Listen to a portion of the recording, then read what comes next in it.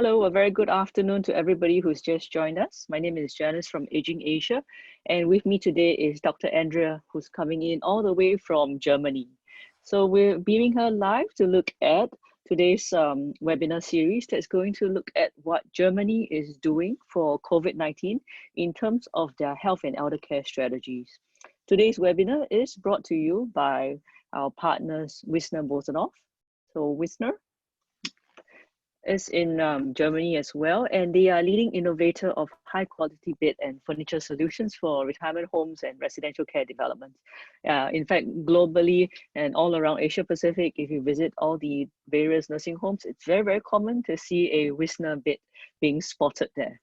Well, for today's program, what I'll be sharing as a moderator is that we'll be first looking at what Singapore is doing in terms of some of our COVID-19 initiatives, and then followed by Dr. Andrea's presentation on what's going on in Germany, what's the latest news, and what older people are doing and preparing, and how nursing homes are also looking at various strategies for prevention against COVID-19 pandemic.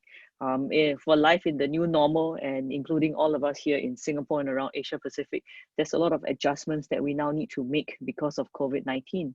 But with change comes opportunity, and in this period of adversity, hopefully we can all unite together and exchange various ideas around the globe on how to best look at prevention and to manage the situation at hand. So feel free to ask as many questions as you like using the Q&A button.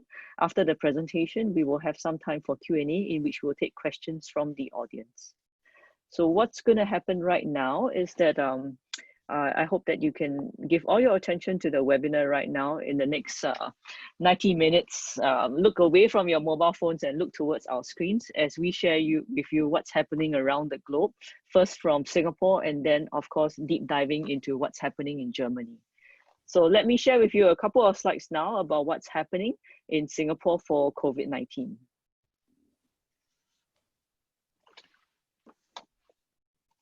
So in Singapore, the new cases that have been announced from June 29 so far, it's about 202 new cases. Our total is about 46,000 cases out there in the community. So confirmed cases so far is this amount, and the total number discharged is quite close to it, which is about 37,000. Still in the hospital, currently it's close to 200 people who are still in the hospital. So Singapore has also built various quarantine facilities. And in fact, in isolation, we have about 5,400 out in the community. Our death numbers are at about 26. So recently, since June 19, Singapore entered phase 2, which is a gradual reopening of some of the businesses as well as moving towards life in the new normal. So in terms of social gatherings, we're now able to visit each other's homes, and with no more than 5 in a group. We're also able to dine out at restaurants, no more than 5 in a group as well. There is a current alcohol ban, so after 10:30, no more alcohol is allowed to be served. And the government has been very strict on these rules, because any organizations, businesses that flout the rules have seen that their restaurants have had to shut down and they are unable to open until they've resolved the issues. So what we're trying to do is to maintain the social distancing. So of course we can't allow live music as well as live soccer performances. These have all been restricted during this period of time. We've also been doing a lot of testing. In fact, now anybody who presents with respiratory symptoms over the age of 13 will be tested with a COVID-19 test at the medical providers. So in terms of sports facilities, fortunately, we've managed to resume our sporting activities. You can now visit the gyms and fitness facilities. Eldercare, daycare centers have now allowed to reopen as well. So that's great for the elderly. Schools, children have been able to go back to school, but there is a policy put into place in which some days are limited to students to study from home. Most of the businesses are still doing telecommuting. So many of us at Team Aging Asia have been working from home for the last 3 months, and we will continue to do so during this period as we try to reduce the burden on the public transport systems as well. And I think during this period, the Singapore government has also issued numerous policies and funding measures to help companies to encourage their employees to work from home. So unless it's really necessary, we try to abide by these. So most businesses have this work from home policy. Down to that new app that we have, Trace Together. So this is an app developed by the Singapore government to help with COVID-19 contact tracing. So this app was developed, we've had about 2 million downloads. Take note that our population is about 5 million. To encourage greater use of this app. Just yesterday, it was launched that there's this token that's now available. So the point of this token is to help vulnerable elders who don't have access to a mobile device. So using this token that uses Bluetooth, it's actually activated via a green light, and you don't need a mobile phone in order to use the services of this particular Trace Together token. So this is really targeted at the elderly. There will be some potential privacy concerns, but the government feels that this Trace Together token will help in the overall management of COVID-19. So of course, it's encouraged that everyone tries to use either this token or to use the mobile device to help with contact tracing. And contact tracing in Singapore is quite elaborate. So they would actually trace the person who has had COVID-19 and then look at the premises that they were on, inform everybody who's on their premise and living together with them to do the testing. And if public consumers happen to be at the premises at the same time, also look at how they can contact each other and keep note and keep track of any symptoms that may develop. So Singapore moving towards phase 2 means that many of the senior activity centers are now open. So the next slide shows you some images of what's happening in Singapore. We've taken this from the St. Luke's Facebook page. We understand that they reopened yesterday to lots of excitement, the elders coming back, doing their regular exercises and activities. You will notice these yellow boxes drawn in many places in Singapore. So this is to encourage the safe distancing measures. Over at the healthcare exercise facilities. This one is with Aspire 55. You can see the yellow markers. So trainers are encouraged to keep a distance. And in fact, for the elders, as vaccinated by Sports Singapore, people are not able to work together, to exercise together in groups. So seniors are not encouraged to share equipment. So they have to exercise in small private classes instead. So that's the current limitation that we are seeing in Singapore right now. This is an example of the contact tracing facility map. So whenever there is a new case of a COVID-19 being detected, the government will then publish the location and the time that the person who was detected with COVID-19 had visited a particular store. So this allows for all Singaporeans to be more aware of potential hotspots that they might have come into contact with a COVID-19 person and to watch themselves for symptoms. And if they present with any symptoms, to head to the hospitals for a COVID-19 check immediately. So that's a quick summary of what's happening in Singapore. And now I'd like to share with you our next speaker, Dr. Andrea Kuckert, and she is the lead researcher from St. Augustinus Memory Zentrum from Germany. Dr. Andrea heads the Research, Education and Consulting Department at St. Augustinus. So she's a specialist in dementia, as well as looking after older people, specifically with those with memory related disorders. Prior to working there, she has over 10 years of experience in healthcare and teaching. She's also a registered nurse and educator. So there's plenty of questions that she can answer for us related to COVID-19 in terms of the health and elder care strategies for older people. Learning from the Germany model and what they're doing today, hopefully all of you out there from various countries are able to take back some insights on what we can adopt and adapt for our own countries. So please join me now to have Dr. Andrea share with us everything that we need to know about aging and elderly prevention and protection in Germany.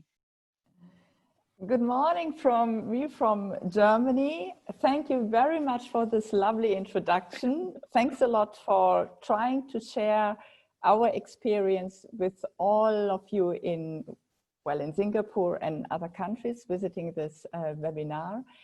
And there are differences and there are a lot of things we share together. I prepared a small presentation.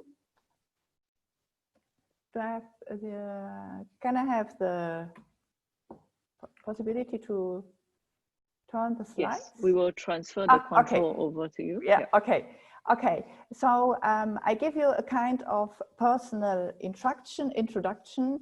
I will tell you something about the situation of elderly people in Germany, of course, about the COVID-19 pandemic, how we try to organize prevention, and the challenges we are facing. And when I was listening to the presentation of Janice, I have to say there is one big difference we always have to keep in mind.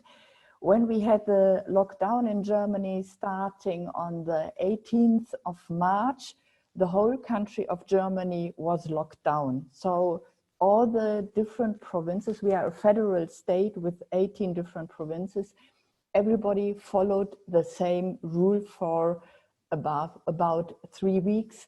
And then slowly, the government and the provinces took over, and the results we can see today. So it is not possible to speak of one same direction all the politicians take, but it's very, very different. So if you go to Hamburg, you have a different situation compared to Bavarian country, to North Rhine-Westphalia, where I live. So this you really have to keep in mind. And when I try to explain you what's going on in Germany, please don't forget, I speak more or less a little bit from North Rhine-Westphalia with the inhabitants of 16 million people. Is comparable with the inhabitants of the Netherlands. But of course, it might be slightly different to Bavaria or to Hessen or other countries. The geographic distribution of COVID-19, the map is from last week. You can see the numbers, and of course, we often hear in the news in Germany, especially the increasing numbers in the United States, like Texas, like Arizona, the very, very difficult situation in Brazil. So this is something we are really scared of, and this is very pushed forward in the media as well.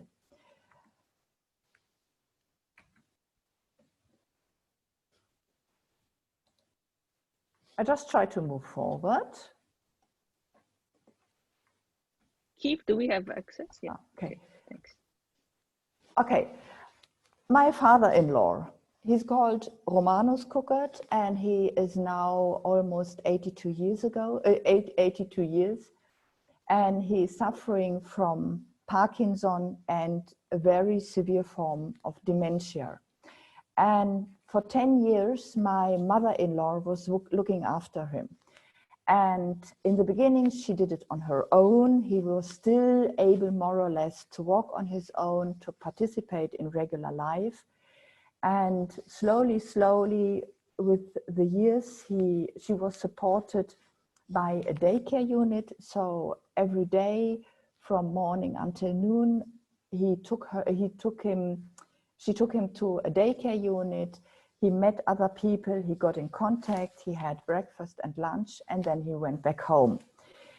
Then he got as well support from the outpatient nursing services. So when, like 2 years ago, he was not able to get dressed on his own, my mother-in-law said, well, it was very difficult for her. So in the morning and in the evening, a nurse came along and she took care for him.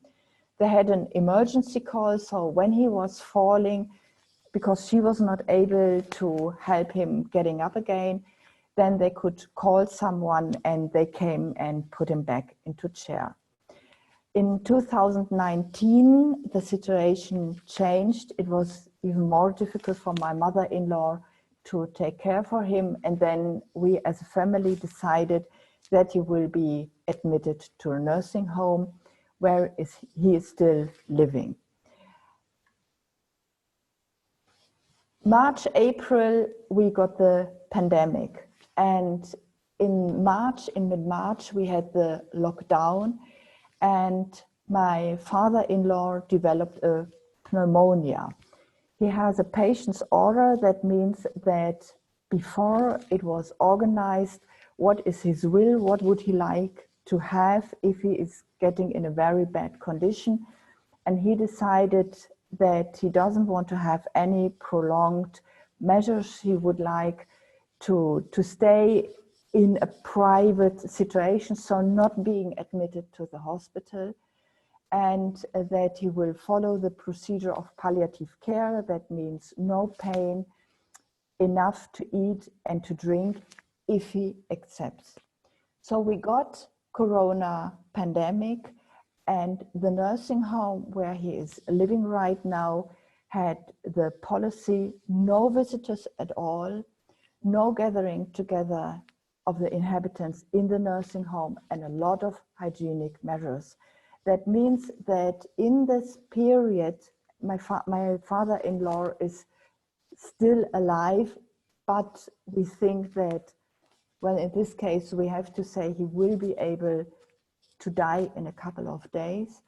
So my father-in-law, from March on, he was alone in his room and no one was able to visit him. And this was very, very difficult for my father-in-law and for all of us as a family. And I will tell something about the Corona pandemic to get a clear picture what it means to be as an inpatient in a nursing home. So right now we have almost 200,000 confirmed cases of COVID-19 in Germany. Until last week, we had above 9,000 people died from COVID-19. And what is very important in Germany, we have a quite good organization. It's called Robert Koch Institute. It's named after the famous Robert Koch, who discovered the Koch bacillus, tubercle bacillus in the 19th century. And they gave a lot of advices to the politicians. They published all the numbers. They developed all the hygiene measurements, so how to behave, what to do. And they really tried their best to advise the politicians. And they always made clear, we don't decide, we only can advise. The Federal Ministry of Health took over all the information. They advised the Ministry of the States, and they advised the health officers in the cities and the countries. And they tried to translate all the different advices and rules into a policy for the different healthcare institutions. And in the beginning, this part was very, very difficult and problematic because the different rules changed almost during the days, twice or three times. So as a nursing home, in fact, you were dependent on the advices of the Robert Koch Institute. The policies took over, they tried to translate, they tried to put it into good rules, but it was difficult for the nursing homes because it changed several times. How is the situation of elderly people in Germany? So we have a lot of people who are old. The measurements are in 2030 that 25% of the people will be 65 and older. And the people who are old and need care, most of them stay at home and will be looked after by their families. So this is really the biggest group.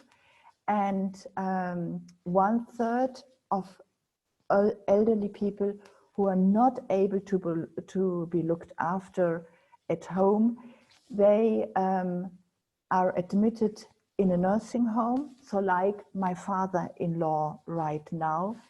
But it's really that the family members do a lot for these, for their loved ones.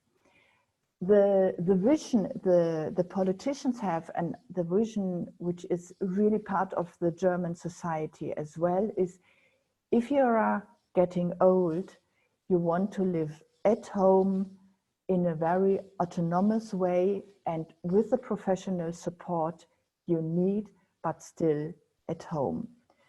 The risk groups we see in the elderly groups, of course, they are chronic ill, so they are suffering from diabetes, high blood pressure, asthma, and so on. And of course, people with a weak immune system, a lot of people when they are getting old, they might suffer from cancer as well. They get chemotherapy and then they have a weak immune system.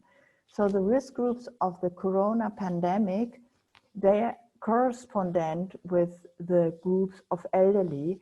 And that was one reason why the German government decided to really try to protect the elderly people as much as possible. We go back to the nursing homes. So when the corona pandemic started, the rule was all the nursing homes are more or less under a quarantine. So there were no people allowed to enter the institution and no one was allowed to go out, beside, of course, the staff. And the staff working in the different healthcare institutions and the nursing homes, but as well in the hospitals, they were really confronted with a dilemma. And the dilemma was that on one side, you really had to separate the people so they don't get into contact with someone who has corona. And we have a high shortage of nurses. So there is very few staff working in the different healthcare institutions. Some of the staff, the estimations are that more or less a third of the professional staff working in the healthcare sector belongs to the risk group, so to the vulnerable group as well. Of course, you have to protect these people as well. And of course, on the other side, you want to make sure that especially for the elderly people living in all these different institutions, they get the care they really need and they have to be protected from getting the COVID-19 virus.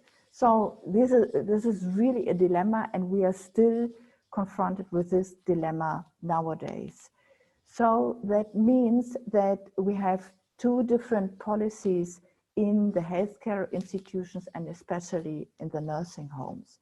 So one possibility is, policy is really to make sure that if someone of the staff is tested positive from COVID-19, you have to make sure who have been all the different contact persons, all the people who have been in contact with this specific person. And that doesn't mean not only the people like family members or like friends outside, because as a nurse, of course, you work in the institution, but then you go home. If you're tested positive, then you have to check outside, but as well you have to test all the people who have been looked after by this specific nurse. So that's one very difficult policy you really have to put into practice and how to deal with it, especially if you have not enough staff, and especially if you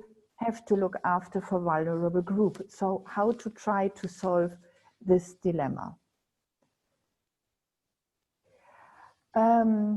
What they decided in most of the nursing institutions was that, so there was a lockdown in Germany, there was kind of lockdown in the nursing homes. So no people are allowed from entering outside into the nursing homes, and all the inhabitants had to stay in their own room. So it was not possible to meet outside like in the dining room, but everybody had to stay in his own room.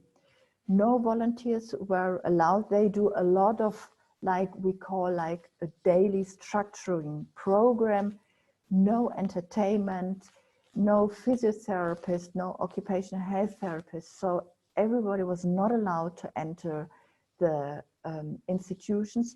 And of course, there have been a lot of hygienic measures for staff and for inhabitants. And there was testing. In the beginning, I remember in March, there was a huge discussion in the German media that we did not have enough staff to protect the people working in the nursing homes. And there were discussions in the media that people on the street bought the special masks so to protect themselves, but there haven't been enough masks and gowns for the staff working in the nursing homes. And this was really a kind of imbalance, and that was very, very difficult for the staff, of course, working in the nursing home. They still try to deliver a very good quality of care, and they saw the pictures of the people walking on the streets with the masks, and they couldn't protect themselves enough. The Ministry of Health in Germany, they tried to change the situation. They tried to bought enough material to protect the staff, but in the beginning it was really not enough, and that of course called a lot of different discussions. In my organization I'm working for, we have 10 different nursing homes in different cities, and 2 nursing homes had COVID-19. 1 nursing home had in total 7 cases and 2 people died. And in the second home, they had 10 cases and 7 people died. And the situation in these nursing homes has been very, very difficult. And I spoke to the nursing home manager a couple of weeks ago from 1 nursing home, and she said the first thing what was very difficult to handle was a situation that there was a shortage of protection material. The second was when 1 patient was tested positive, they had to test all the other inhabitants as well. They had to try to find the contact people and to test all the contact people as well. They had to move the inhabitants in the nursing home so to make sure that there was enough distance in between the people, that the rooms have been disinfected and everything. And the rooms, when a person died, they were not allowed to, there was no permission that someone else moved in. So they had a shortage of places. If they have a shortage of places, they don't have enough money, and then you have the economical point of view. So the nursing home manager told me it was very, very difficult for them to deal with the whole situation because of all the different levels you really had to pay attention. And as I said in the beginning, we are a federal state, so we really depend on the different information you get from the healthcare offices. And then if they change during the day as well, or if you get on very short notice that from tomorrow on you have to change your policy again, then for a small home like with 80 inhabitants, it's quite difficult really to put this into practice. What is the situation today? In the nursing home, like the nursing home where my father-in-law is living, you are allowed to visit. They changed the policy 2 weeks ago, so you are allowed to visit, but you are not able just to enter the building. You have to call beforehand, you have to make an appointment and telling I'm coming on this and this specific time. You stay for 10 minutes, you're allowed to come in between 10 a.m. and 5 p.m. You are not allowed to enter alone. You will be accompanied by staff. They will introduce you to how to protect yourself, so how to put on gown and gloves and nose and mouth protection. And they will follow you to the room where your relative is living. You have to follow all the instructions given by the staff. And of course, in case of you're feeling sick, you have to stay away. and you're not allowed to give objects directly to the residents.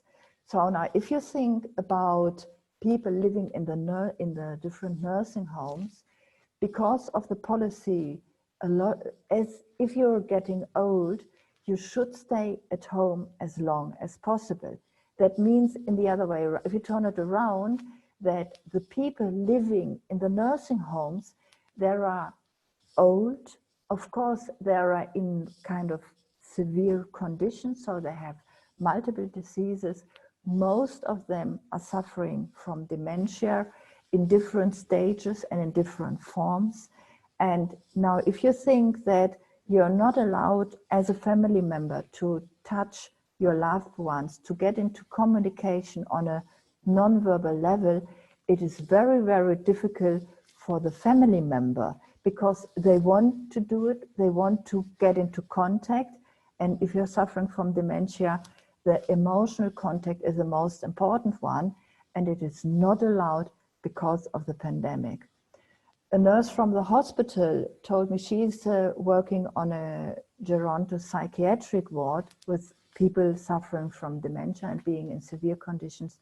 And she said it's very, very difficult for the patients to deal with the situation as well, because they just don't understand, and how to follow the rule to wear a mouth nose protection if you don't understand.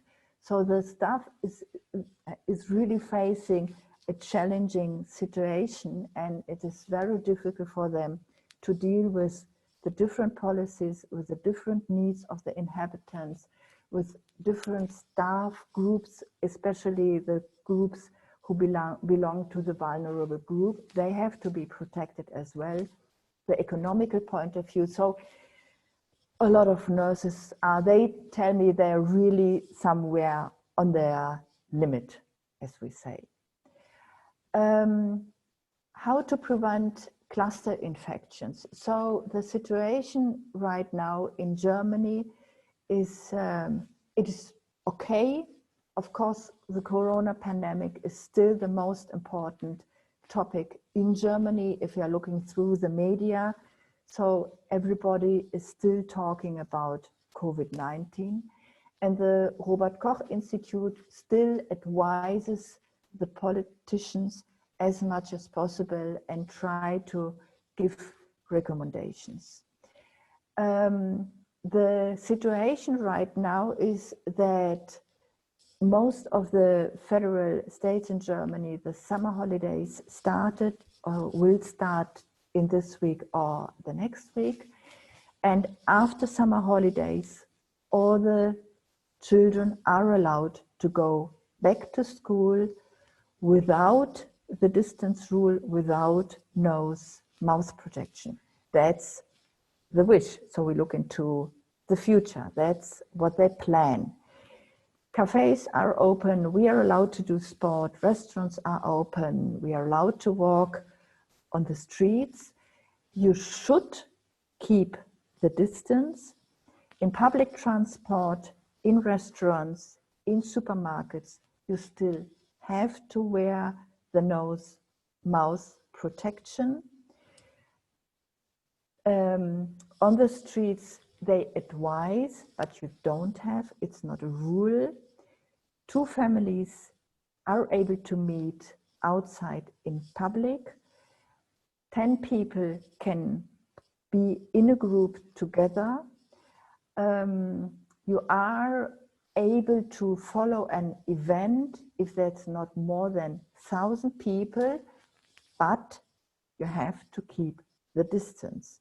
And you maybe slowly have a feeling of how can I keep a distance with 1,000 people together with me following a small concert or something like this.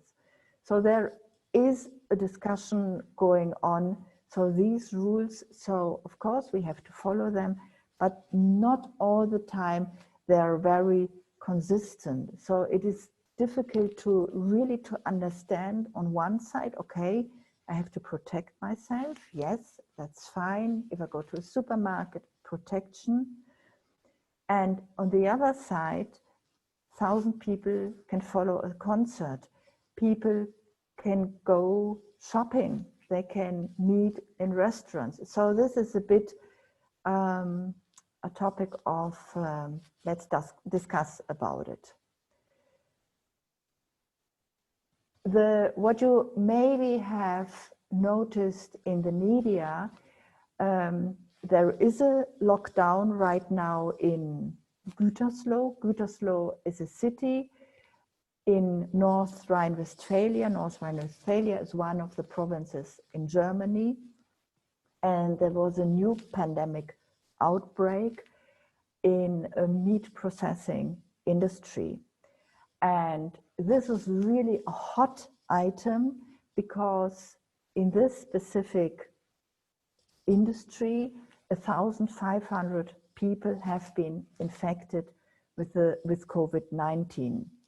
And because we have to follow a rule announced by the Robert Koch Institute, if we have more than 50 new infections per 100,000 inhabitants per week, we have to lock down. In Gütersloh, where this meat processing industry is located, they have the lockdown since 1 week, and they will have it for another week. So that means no schools, no theater, no sport, only supermarkets are closing, you have to stay at home, everything like this. And especially now in the situation that summer holidays have started, a lot of people have planned to go on holidays. Most of them stay in Germany, but they have planned to go to Bavarian country, for example. And in fact, they are only allowed to go if they have been tested negative.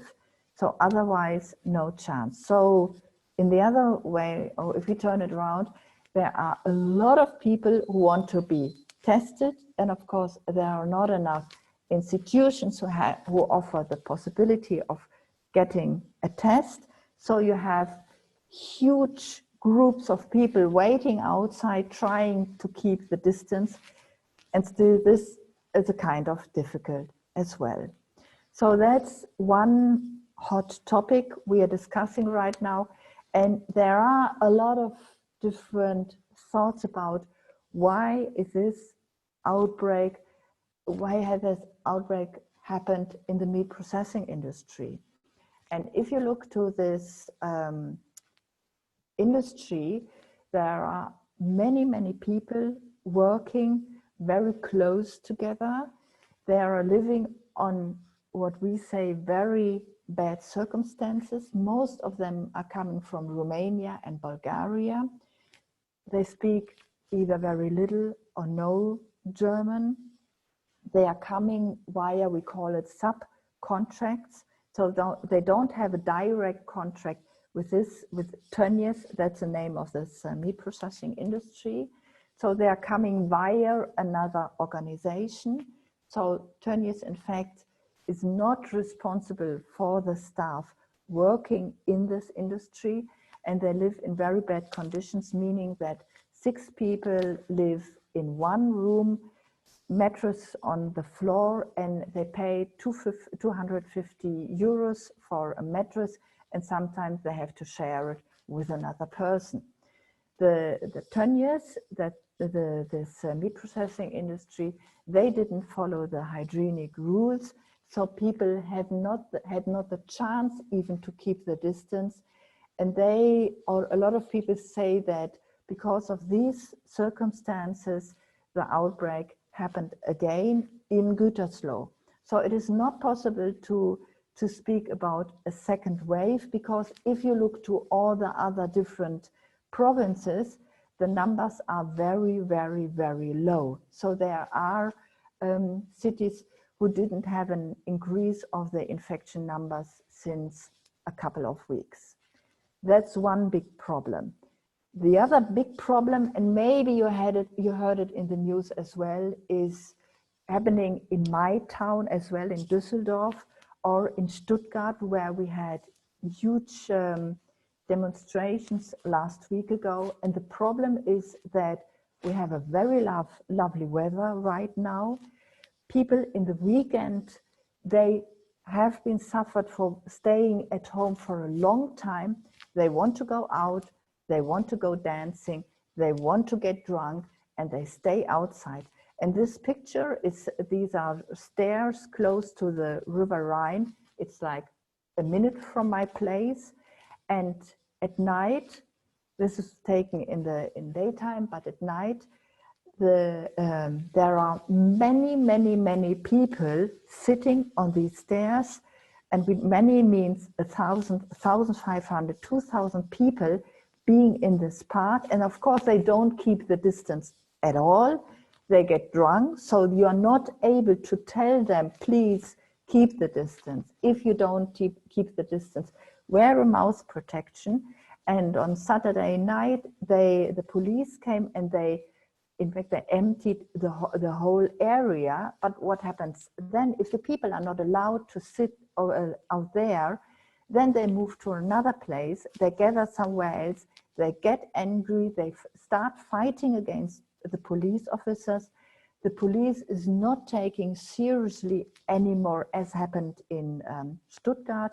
500 people were fighting against police officers, and the police has to make sure that all the people follow the rules for the COVID-19 pandemic, because the young people have to follow the rules to protect old people. And that's a situation, a discussion going on right now, which makes it very difficult if you look on the societal level, really to understand what's going on. And a lot of people just, so in fact, you have two big groups in the society. One, they really try to protect themselves as much as possible. They put themselves under quarantine. They don't go outside, they stay at home, everything like this. And then just on the other side, you have a group of young people getting drunk, don't follow the rule.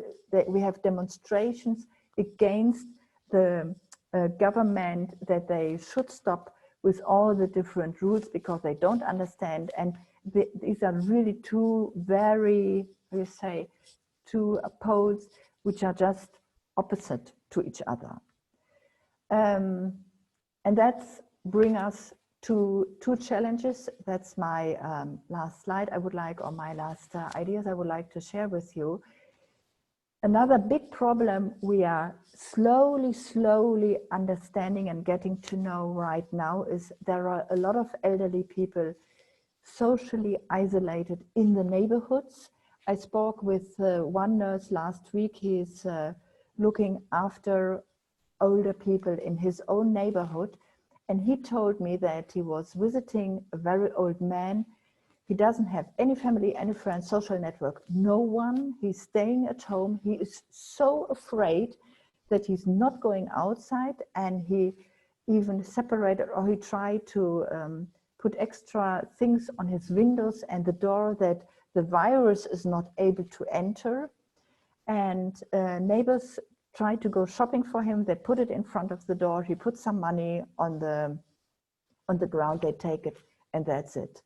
What is he doing during day and night? He's watching television.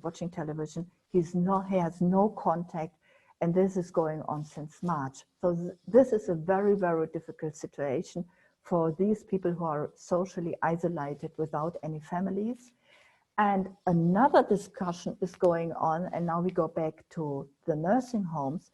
There are a lot of people, old people, saying, I'm an autonomous person, and I want to decide on my own whom I'm going to meet and if I want to meet someone. And I want to participate, and there is no one who is able to tell me that I'm not allowed to get any visitors. And there is a case in Germany which was brought to the court, and now they discuss how to try maybe to find a compromise, or to how to deal with the situation that especially elder people, like I know a case of a man 92 years old. He said, well, I know I'm 92 years old, I know what's going on with the corona pandemic, but I want to see my family. If I get infected, that's fine, then that's life, that's definitely a destiny. But anyway, I want to participate in the regular life. And I'm not allowed, because the nursing home tells me I'm not allowed to go outside, and the nursing home says as well, family members are not allowed to visit me in the nursing home. And this, of course, causes a lot of discussions in Germany how to deal with the situation. So as a summary, what you can see is that it is very different, and it really depends on the province you're living right now. And there are two different poles, people who follow the policies, and especially young people who just think it's not necessary and just leave me alone with this topic. Nursing staff who has to be protected because they belong to the vulnerable group. There is a high shortage of nurses, and of course you want to try to deliver a high quality of care for the people you're looking after. So there is no one single solution. And well, when I talk to all my colleagues in the nursing homes or in the hospitals, I really can say that everybody tries to do their best as much as possible. If you don't have enough staff, you have to try to make compromises. And the autonomy of the people is one of the most important values we have in Germany. And this right now is kind of discussed. And I'm looking forward to the questions you might have about the situation. Maybe I cannot answer all of them, but at least I can try to give a kind of impression. Thank you very much. That was a very good discussion to start with, and to help us to understand what is it like in Germany. And right now we would then proceed to the Q&A component. So we've already got questions coming in, and we welcome more questions. We can see that many of the questions are related to dementia, so we'll definitely cover that point. Maybe first off, let's start with the ethical dilemma that you mentioned in your last slide. For you, how do you feel when you're at the nursing home and your residents are coming to you saying that this is my choice to be exposed if it happens? Like, what is your personal response to it, and how do you feel we should be looking at it?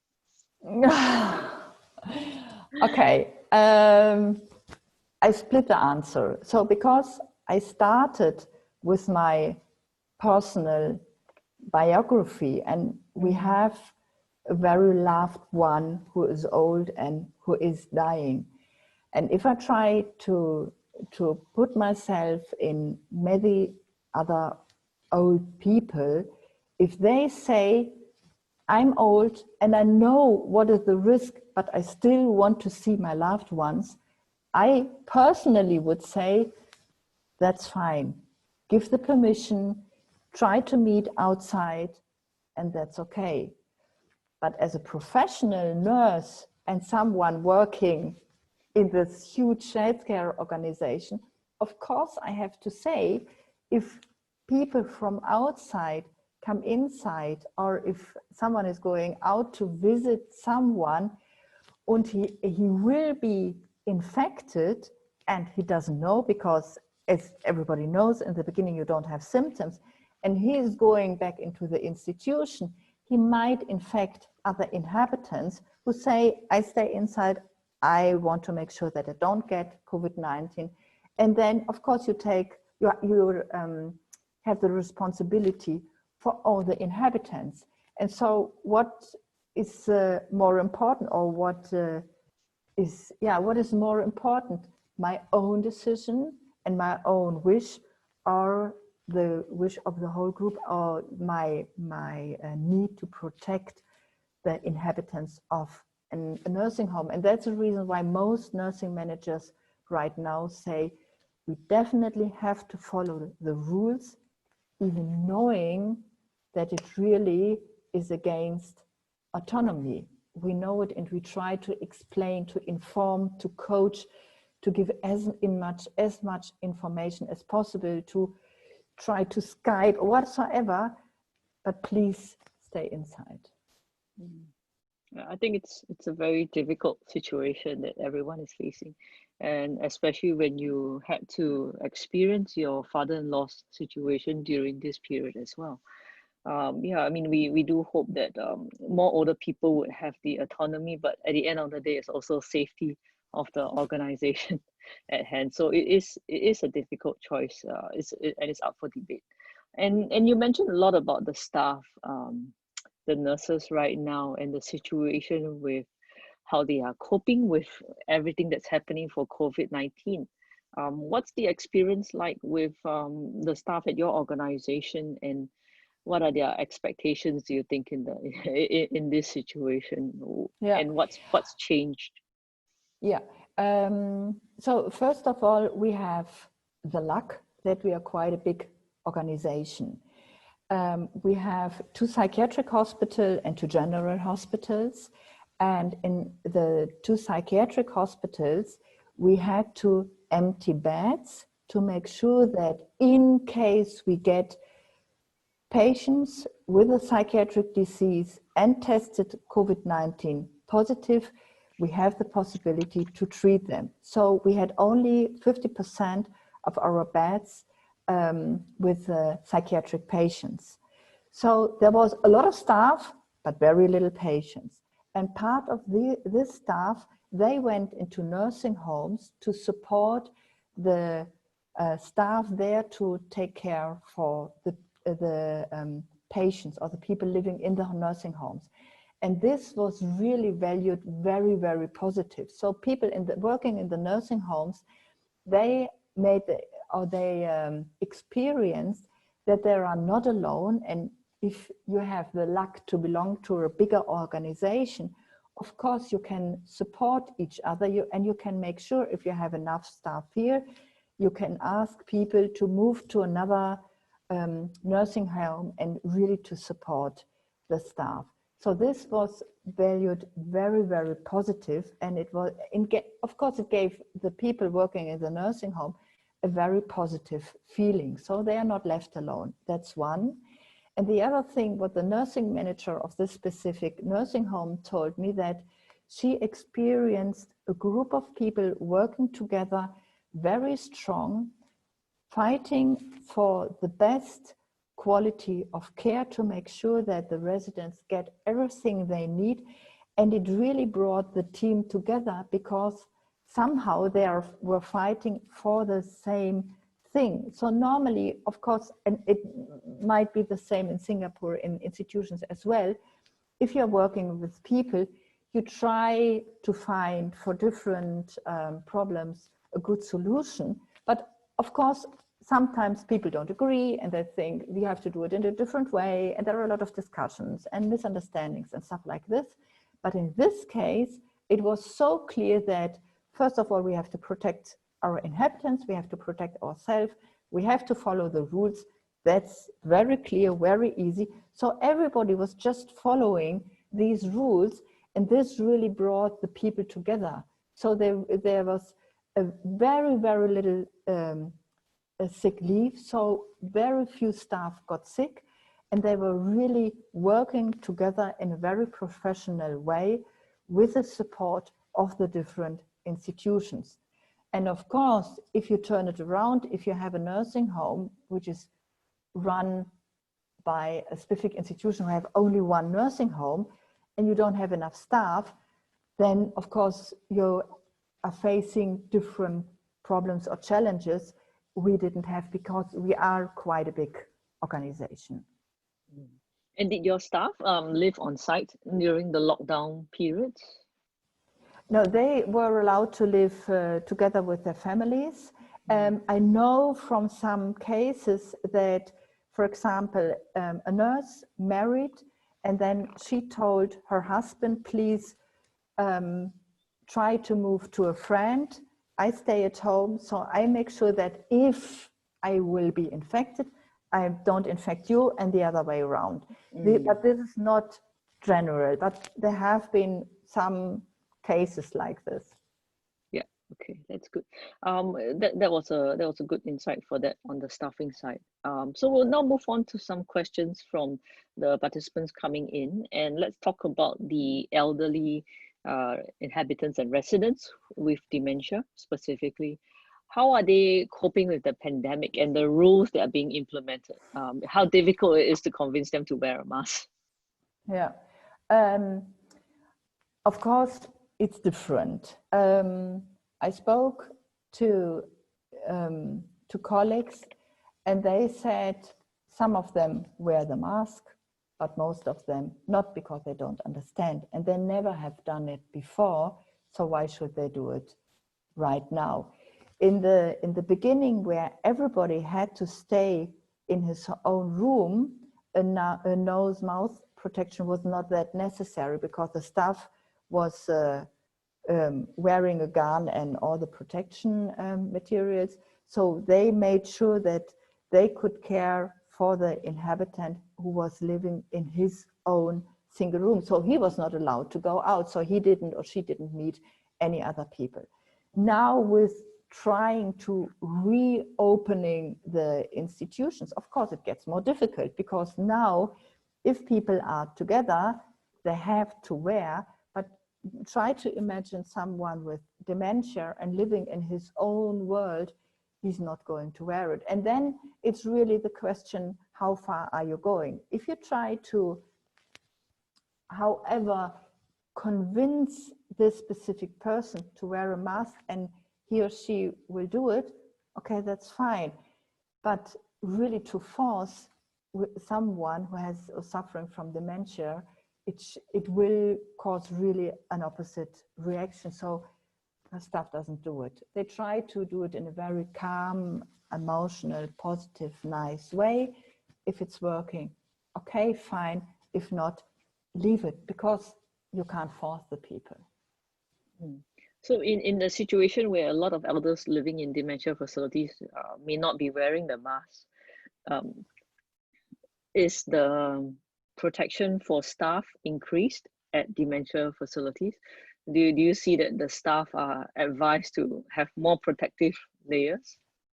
I think the way they are protecting themselves didn't change, and you can't increase, because more you just can't do. So everybody is wearing a gown, gloves, the nose protection, and then they have this, I don't know how you call it, the thing you can wear, the facial on top of it, and more than you are already covered, so you don't even see someone.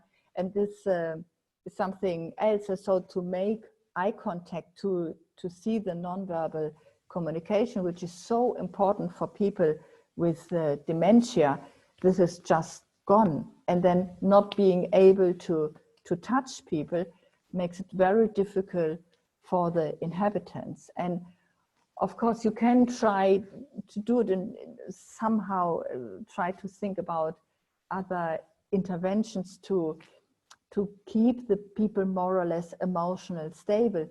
But of course, it's difficult. That's it. Nothing else you can say.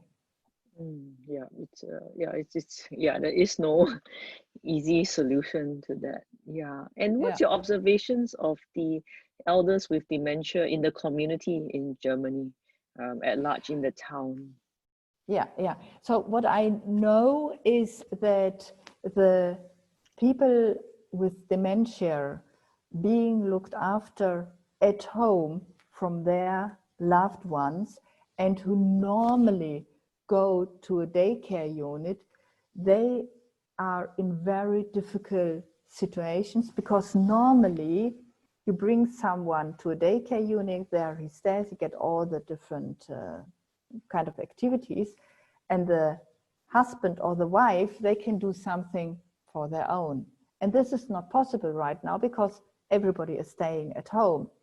So we really don't know what's going on in these families, but we think that it is very difficult, and that we might talk about an increase of violence as well, and an increase of medication as well, but there is no evidence because we just don't know.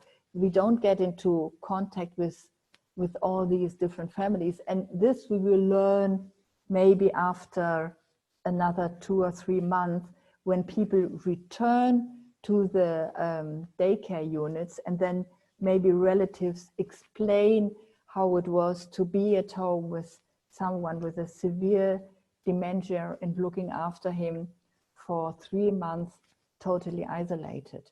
But right now, we just don't know. It's a closed topic. So previously, many elders can continue to live in the community when they have access to daycare services. Is it possible that COVID-19 is going to drive more elderly to apply to move to a nursing home because they can no longer manage these conditions on their own? Yeah, I would assume yes. The problem is there is a shortage of places. So that we have long waiting lists. And then if you decide as a family member, I'm not able to look after my father, husband, whatsoever, and I would like to send him to let him admitted in a nursing home, and you call the nursing home, there are no places. So you're on the waiting list, and yet there are, depending on the nursing home, maybe 20 people before you. So even if you want to, there are many other people before you. So that makes it difficult as well. Are you observing alternatives in delivering day services to elders in their homes? Instead of them coming down to the centers, are the staff encouraged in any way to go do a visit? I know in some countries the staff will arrive outside the house of the elders and then go on a walk with them, but not touching them. Yeah. I think it really depends on the situation in a specific neighborhood. What I know is that the volunteers who work in the daycare units, but that's just a single experience, and so it's not possible to generalize. But there are volunteers who say, okay, I'm not able and I'm not allowed right now to work in the daycare unit with people with dementia, but I know people are living in these and these streets. So I go, I say hello, I have a kind of small talk with the one looking after the specific person, and then I continue. But at least I try to keep a kind of contact. And the people working for the staff working for the outpatient nursing services, so like the nursing staff going into the families, taking care for the patient with dementia, they just don't have the time to do extra work because they are already trying to realize all the different tasks they have right now, and they are not able to say, okay, because of this specific situation, I'm coming alone and go out for a walk. This is just, and there as well is a shortage of nurses in the outpatient nursing service, so that's not possible. But maybe there might be other cases, but I just don't know of. Yeah, it looks like COVID-19 is going to make it even more challenging for staffing in an industry that's already so stretched, and it's so difficult to attract manpower into this sector. One last remark. What we see as well is until or before COVID-19, the image of the nursing profession was very low. So it just didn't exist somehow. And we see, and I talk with a lot of people and nursing colleagues as well, and they see that something is changing because nurses were so often on the media, like showing pictures from intensive care units, stuff like this. They have the feeling that the image is changing of the nursing profession. And we, in the German government, decided to give each nurse working in a nursing home 1,000 euros extra. You don't have to pay taxes on it. And of course, this is something very positive as well. So there might be a shift from a nurse, that's not a nice, interesting profession, to, well, you can do something, and maybe I should learn it and try to change the vision of the profession as well. Yes, I think so. And you know, how about the situation where nurses feel like they have a different image, those working in the hospitals versus those working in the nursing homes? So I suppose this situation has helped. Yes, and I don't know if it will help, but our whole nursing educational system changed. Since 1st of January, there is only one education. It's an nursing education for psychiatric care, children's care, general care, and elderly care. So you start with all the different students, you start together, and in your 3rd year, you're starting to specialize and saying, I would like to work, especially with elderly or with psychiatric patients. And then you have a kind of specialization, so that in the other way around, it means that over 10, 15, 20 years, in all different settings are working nurses with a certain specialization. Until 2019, we had a big difference in between the nursing education for elderly and all the other nursing education. And this is now really something very positive for the nursing homes. And they really look forward to it, that this situation will change their image as well.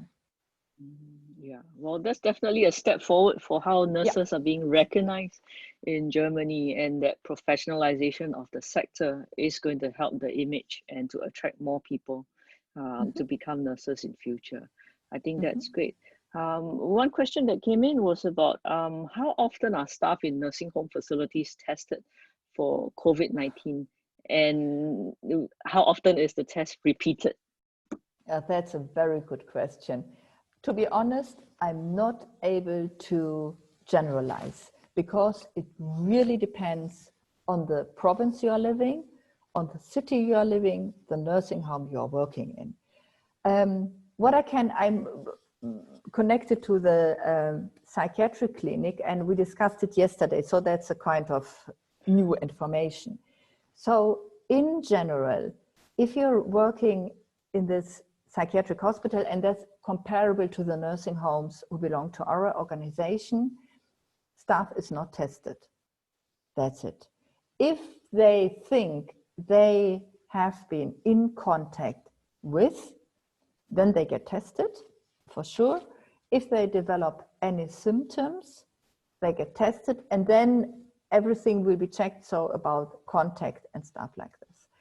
There was a case in our hospital that a person on a Friday, when he was not working, he went to a party. Okay, don't do it. He went to a party, and on Monday, he got a phone call that one other guy from this party, he was tested COVID-19 positive. And this guy had to work a late shift on Monday. So what to do? And that happened on Friday. And then they said, okay, we have to test the whole staff of the ward, and we have to test all the patients of the past 14 days. That's a rule from the Robert Koch Institute. So at least, as far as I remember, 70 people have been tested. All the tests are negative. Everything is fine. Okay. So to summarize, if there is a small chance that someone might be in contact with or has symptoms, there is always a possibility to be tested, and we have a medical doctor in our own institution. So from Monday to Friday, you always can just pop in and say, I need a test. In the weekend, it's covered by the emergency ward. And so people have the possibility, the organization pays for it, but I'm not able to generalize. So it might be different in other provinces or other healthcare institutions. Maybe it's comparable, maybe it's slightly different, but that's the rule we try to follow in our organization. What is the standard testing for COVID-19? What kind of tests do you use in Germany? Okay, now my English vocabulary, that's to make in the mouth and the nose, yeah. It's the swab. Yeah, the swab, and then it takes in the neck and in the nose both, and then it takes 1 day, and then you get the result. That's as I know, the fastest test we have right now. Yeah, and there is a blood test, antibody test, but this in our organization we don't do. We don't only do the swab. Yeah, I see. So you mentioned that the nurse that you quote, the staff that you mentioned in that example, he went partying on the weekend. In your organization, what are the policies that can be put into place for staff after work hours? We are going back to this in Germany very, very important topic of autonomy. So you only can, of course, you can talk with your staff and you can tell them, please make sure that you don't get into contact with people, that you don't go to a party, that you keep the distance. Of course, you can explain, of course, you can talk, but you are not allowed to make a rule and to force people. That doesn't work. Work is work, and private life is private life. And of course, you should assume that while working as a nursing staff, I know how to protect and how to keep distant and all these things. But on the other side, people are young and people are working long days, and people didn't go for a party or to a bar or to a disco for 3 months. And they really long to. So it's difficult. But I think, yeah, it's very, and I think we have, what my management in the psychiatric hospital, what they do is really to make sure that they really honor the people, and they really try to compliment them in a very positive way. So they, for example, from an pharmaceutical industry, we got as a present for all our staff extra cream and disinfection and stuff like this. So everybody got a small present. People get extra days off. People, if they say, oh, I don't feel well, or maybe I can change the ward, everything what is possible will be realized, really to ensure them that we see under which circumstances they are working. And maybe this way of positive approach will make sure that they think before telling, oh, I went to a party.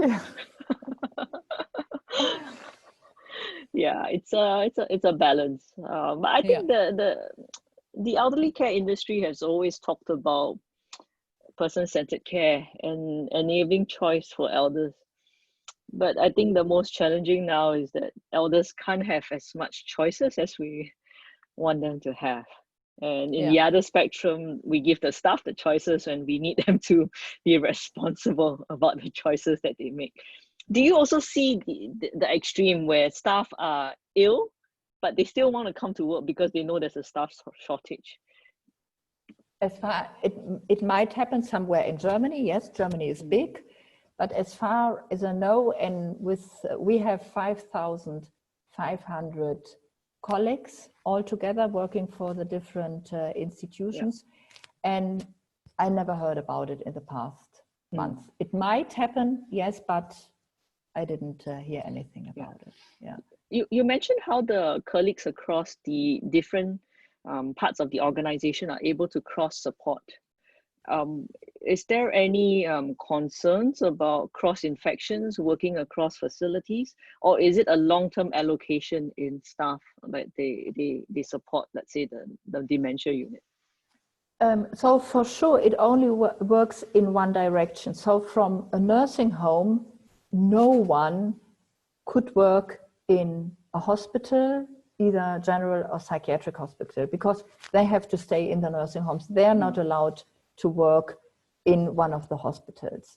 Yeah. But because we had really enough staff, and I spoke to a ward manager yesterday, and he said in general, it's a ward for people with alcohol and drug addictions. And he said, normally my ward has places for 30 patients, 30. And during the lockdown, I had 15, but I had 15 nurses as well. So it was like 1-to-1. And it's a bit like, wow, that's great. So he said he was very, very happy to send staff, for example, to the intensive care unit in the general hospital who had a couple of COVID-19 positive tested patients. So he said, that's perfect. And then he said, well, I was very happy and very proud, because when this person, then he had to stay in quarantine for 1 week, and then he came back to the psychiatric hospital, and he said, oh, I'm so happy to be back, and I love my work so much, and I never want to work on an ICU. Even, well, of course I helped and everything was fine, but I'm back on my own ward. So that's something with the team as well. So it really brings people together. And I know from this nursing home that people from the other general hospital, they had very few COVID-19 infected patients. They went to the nursing homes and they supported as much as possible. But they are happy, of course, as well, that they could go back to the hospital. So that's, but it really did something with the people itself and the teams. Yes, that's good. That's good. Well, we have some more questions that are coming in. Do you foresee stronger rules being set in place since there are demonstrations and frustrations of the masses? And also with the elderly policies that you mentioned, there's some regular changes that you observe. What are some possibilities and measures? Yeah, that's a very, very good question. And to be honest, I don't have any answer at all. We had a meeting yesterday of a lot of people living in my area. So like shop owners, restaurant owners, people who are living here permanently. And we are afraid because of all these young people in the weekend gathering around and drinking alcohol. And we are afraid because this situation combined with the corona pandemic is just very, very, very dangerous and difficult. But what is the solution? Is the solution really to have more rules like it's discussed in Stuttgart right now? But that would mean that you try to leave this part, like the stairs, you just say you are not allowed to sit there in the evening and the weekend. Okay, so no people over there. But the people would move, would move to a different place where they could sit together, drink together, deal with drugs, because this is part of the problem we have on a regular basis as well in the old city of Düsseldorf. So there was a police officer yesterday in a meeting, and he said it's very difficult really to make a good decision and to say, okay, these rules are perfect and then all the problems are solved. No, the problems are not solved. And of course, we are very afraid in Düsseldorf that the situation like happened in Stuttgart will happen in Düsseldorf as well. And then if we are then a corona hotspot, that's just, no, it shouldn't happen, never happen at all. So that's for the police. It's very, very difficult to try to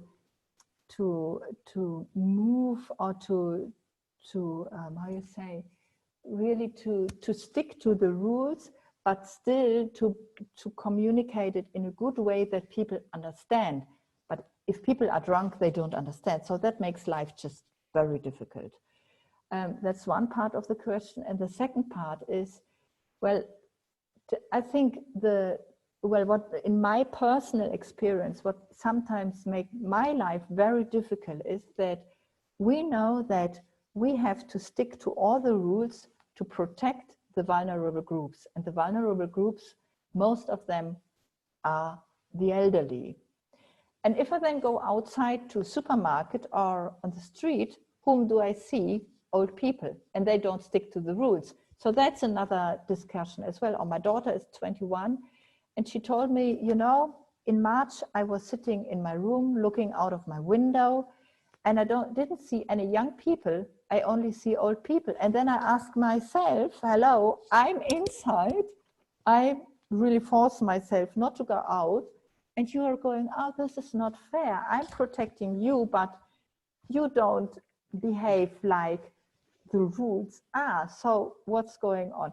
So that's another discussion, which is just very difficult. And I think, of course, you can have rules, but who's going to check if people behave along the rules? That's difficult as well. So there is no one answer to this question, I think. Are there enforcement officers in Germany that make sure people adhere to social distancing rules? It again, Federal Republic. It really depends on the city where you are living. Yesterday, the police officer told us.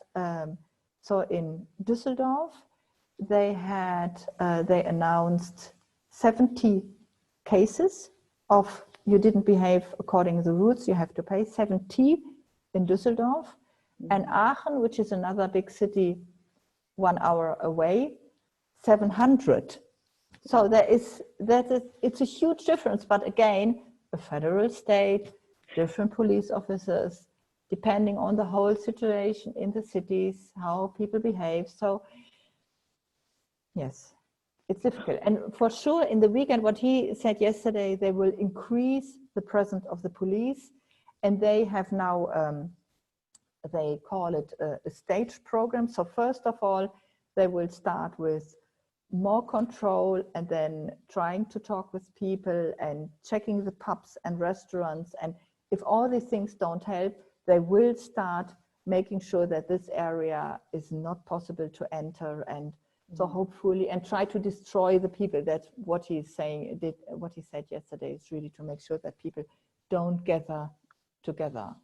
So essentially, if you don't take the soft approach and listen to the rules, there's a chance of a more severe shutdown of a lot of places. That's for sure. Because after the experience from the last 3 weekends we had now in Germany, and the knowledge of Stuttgart, what has happened, which is for Germany is really an incredible story. Then yesterday the idea was really soft, more hard, even more hard, and then stop. And then there will be a kind of lockdown in Düsseldorf as well. Yeah. Well, a comment came in by one of the participants, Gustav Strandl from Sweden and Japan. He talks about self-determination, smoking, and the coronavirus. You may smoke if you choose to, even though it damages your health or kills you. But you're not allowed to smoke, for example, in your bed, because it might cause a fire and hurt others.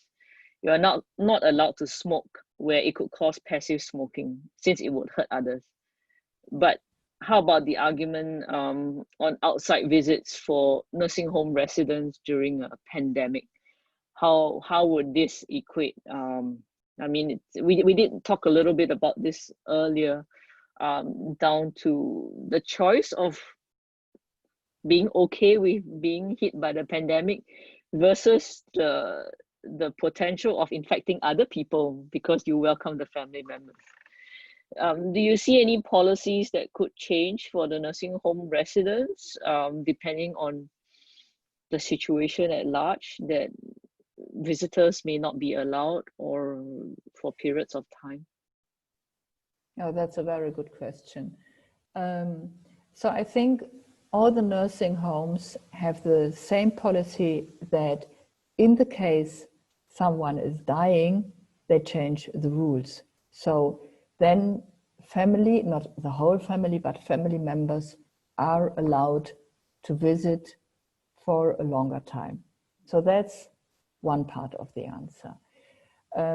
The second part is really, it depends on the nursing home as well and on their own experience with COVID-19. So of course you have a lot of nursing homes who didn't have any infection, and they might have a different policy than the nursing homes who lost patients due to the corona pandemic. And of course, they are more struggling and they really stick even more to the rules than nursing managers of homes who didn't have anything at all. That's for sure. And even in my own organization, I checked the policies of the 10 different nursing homes. And of course, they are different. And the lady who is in charge of the nursing home where 7 people died of COVID-19, she is even wearing a nose-mouth protection in a meeting where it is not necessary. But she said, because I made all these experiences, because we were suffering so much, because so many people were dying, I just make sure and I stick to every single rule. So I don't even argue that is the rule and that's it. And of course, the other nursing homes, they might handle a different policy. And well, we live in a democratic state, we live in a federal state, and of course a nursing home is an economical organization as well. And of course, they depend on what relatives tell about the nursing home. So it's influenced by a lot of different factors, and it's then really depending on the staff in charge, on the relatives. And in general, I would say the more information you give, the better you communicate with staff, with relatives, with patients, the easier it is to follow the policy. So that's what we really experienced. Explain, explain, explain. I guess what you're really trying to do is get the consensus of the team, the staff, the clients, the family members to understand the situation.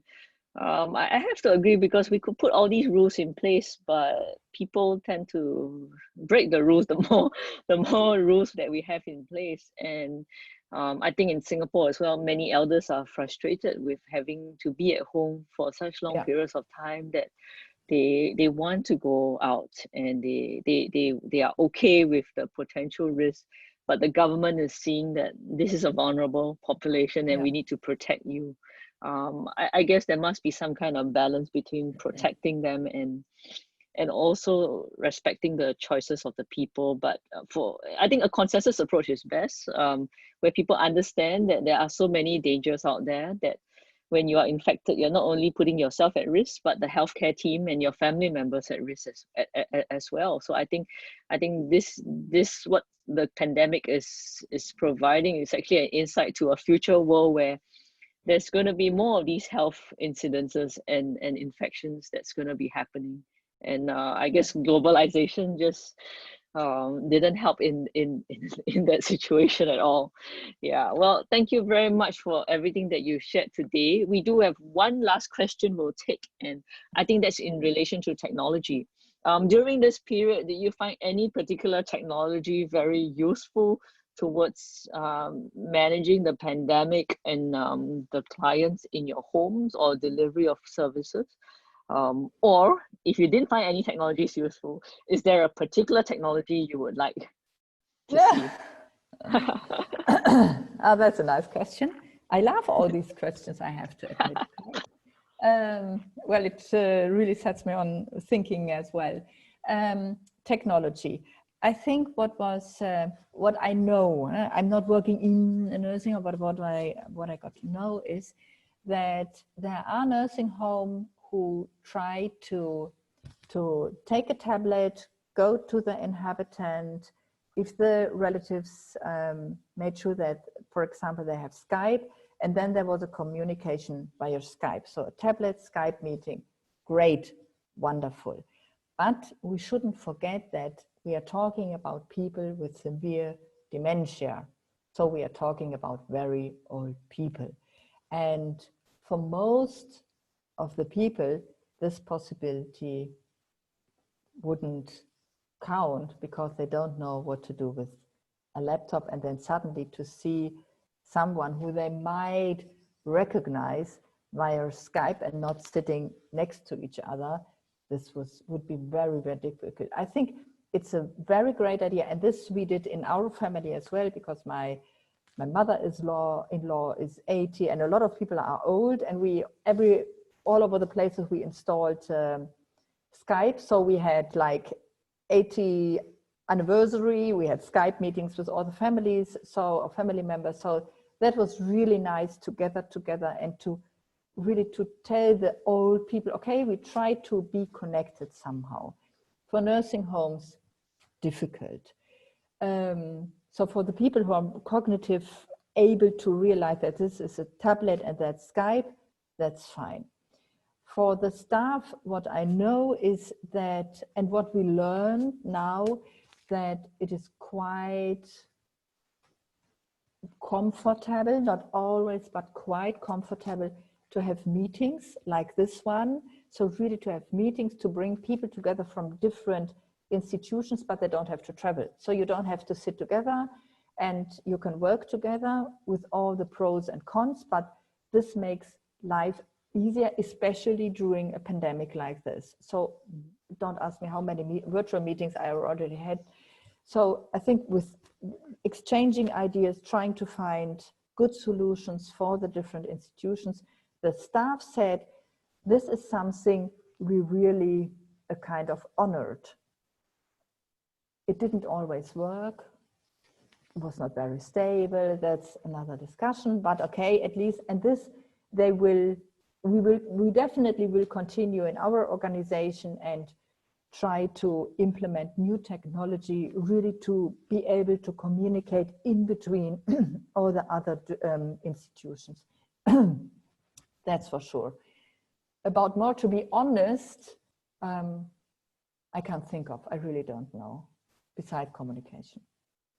I think communication is a great start, and with all the tech providers out there, we want to look for ways to improve the technologies that can help us to deliver the services better. I think we want elders with dementia to use technologies, and that's what many of the tech providers would love. I know. Out there, but the fact is, it's true, like what you pointed out, an elder for the first time who has dementia looking at a computer tablet with an image, they may not recognize it as their family members. And I think that's unless we can combine it with augmented reality perhaps, and to make sure a person pops up and sits next to you as well. But even then, I can imagine that seems pretty scary for somebody who has some cognitive issues. So I think it is a balance between the human approach and what we can use for technology. And maybe the tech is best to help the care providers to relieve some of the other work burdens that they have. Maybe one last remark. My father is 87 and he is great. He is, from the cognitive level, he is just, it's perfect. And he is following Russian classes once a week in a public school. And normally it's face-to-face. And then, of course, Corona pandemic, it has to be online.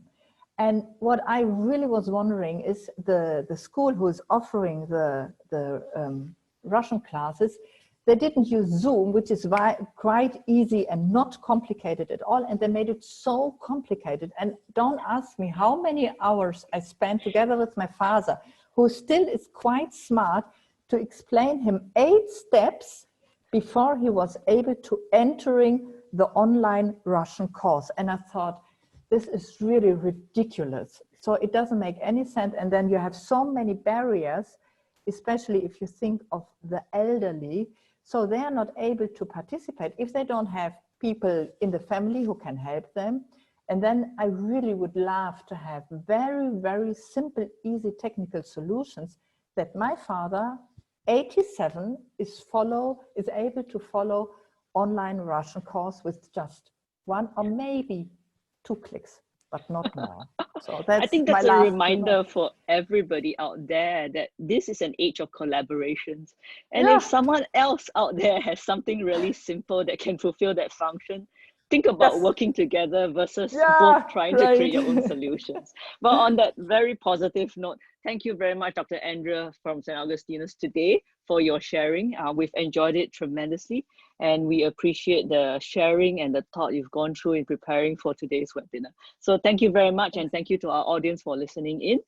Aging Asia would like to leave you with a video to end today's webinar. During COVID-19, many organizations in Singapore have come up with videos to unite the population together and to encourage people to appreciate the healthcare teams and everyone that's helping us. So today we've selected one video and it was created by a young student in Singapore. So please enjoy, and thank you very much for joining us today. Thank you. Thank you very, very much.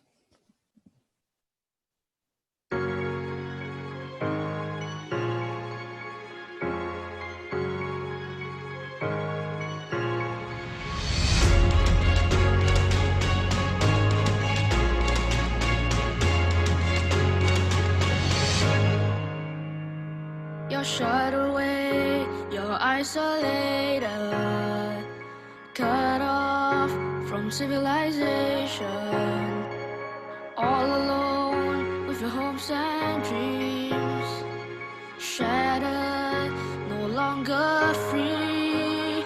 But I want you to know that you're not alone, and I want you to feel that you are at home. And the night looms, the sun goes down, day bleeds, and life's just a memory. The crowds are invading us, what can we do? This is agony, But we'll be together through thick and the thin. As one country we'll fight this virus and win.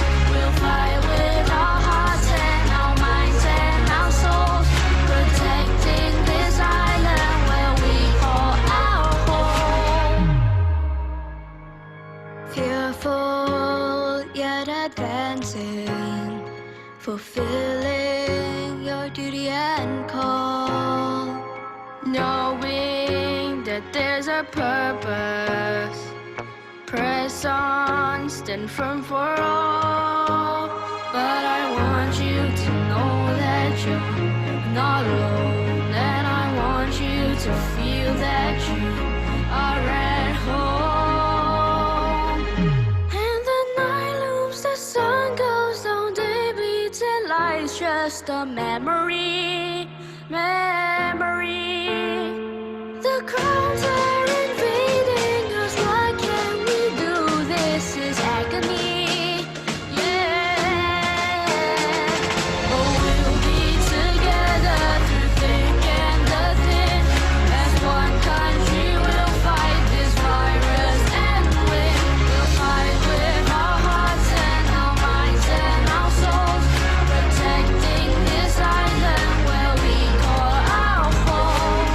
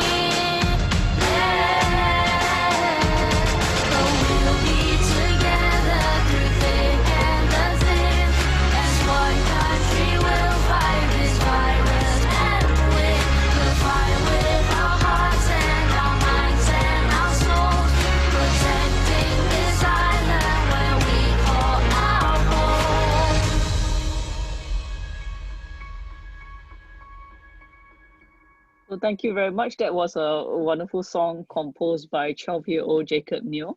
So for those of you who are here, I've added the link into our chat right there. And we will also be posting it later on the Aging Asia Facebook page. So thank you very much, everyone. And thank you, Dr. Andrea, and have a great day ahead. Thanks. Bye.